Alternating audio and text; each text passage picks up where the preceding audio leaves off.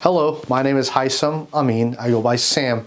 I'm the principal attorney here at Amin Law in San Francisco, California. Welcome to the second part of PPP loan fraud. Today, specifically, we will talk about what happens when you are contacted by the federal government regarding PPP loan fraud investigation. We'll talk about what happens during the investigation. We'll also talk about what constitutes PPP loan fraud and how to respond to a PPP loan fraud investigation.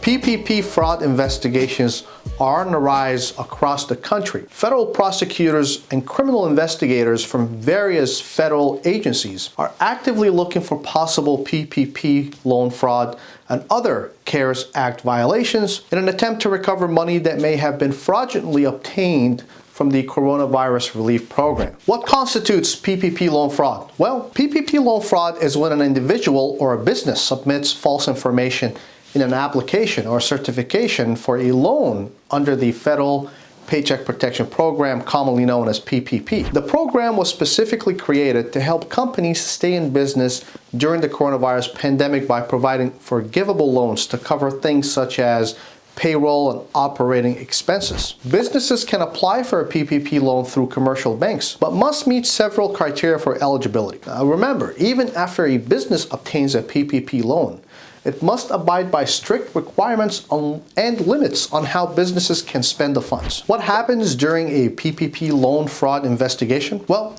the focus of a PPP loan fraud investigation is to determine whether charges should be brought against someone for violating one or more of the strict requirements of the PPP loan program. Generally, federal prosecutors have been targeting businesses and individuals who may have violated the PPP loan program by doing any of the following. Number one, making a false statement on the PPP loan application. Number two, applying for a PPP loan from multiple lenders, also known as loan stacking. Number three, using PPP loan money for an improper or unapproved purpose. Number four, submitting a false certification for PPP loan forgiveness. And number five, not being truthful to agents during a PPP loan audit or an investigation. A person charged with a PPP loan fraud may face both serious criminal and civil penalties. Although there are several possible criminal laws that may be involved in a PPP loan fraud case, the most common criminal charges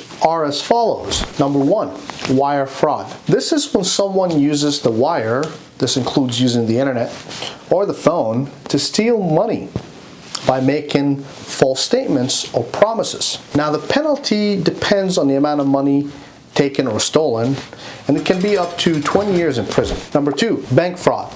This is similar to a wire fraud, but involves making false statements to a bank or other financial institutions.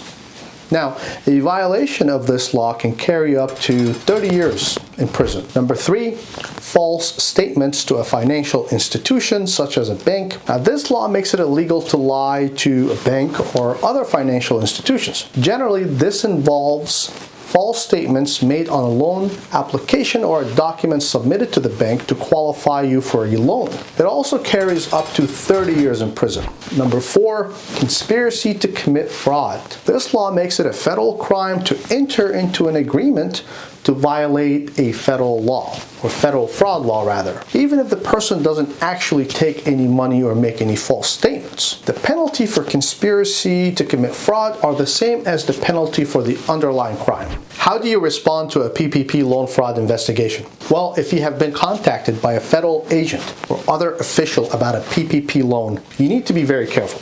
There have been several recent cases where people who decided to talk to investigators without lawyers ended up being charged with obstruction or even making false statements to a federal agent, in addition to the PPP loan fraud, which is the underlying crime. So I strongly encourage everyone to contact a lawyer first before they decide to discuss their loan application or business with a federal agent. Certainly before they agree to provide any documents or business records to the government or the federal agents.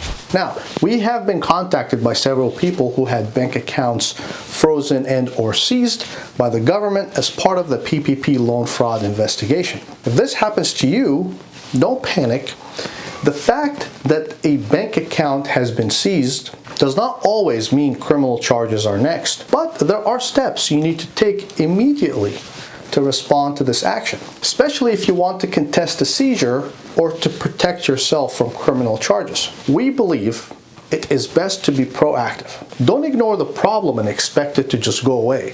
The fact that the funds have been frozen is a strong indication that the criminal investigation may very well be underway. Now, if you are concerned about possible PPP fraud charges, you should strongly consider hiring an experienced attorney. And you also should take common sense steps to protect yourself and your business. Some examples include: number one, gathering all of your business and personal financial records and make digital copies of them. You will need these documents, the loan request documents, to support your defense. Number two, do not throw away or shred or otherwise destroy any business records, especially any that were used to prepare your loan application or certification. Not only may you need these documents later, destroying any documents in anticipation of a PPP loan fraud investigation can actually lead to a separate criminal charge. Number three, let all your employees know that they can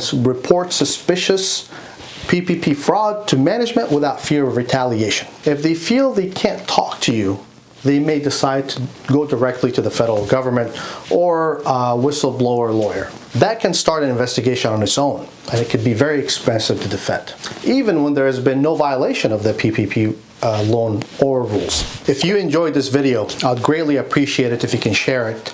Of course, don't forget to like, comment, and subscribe. Bye-bye.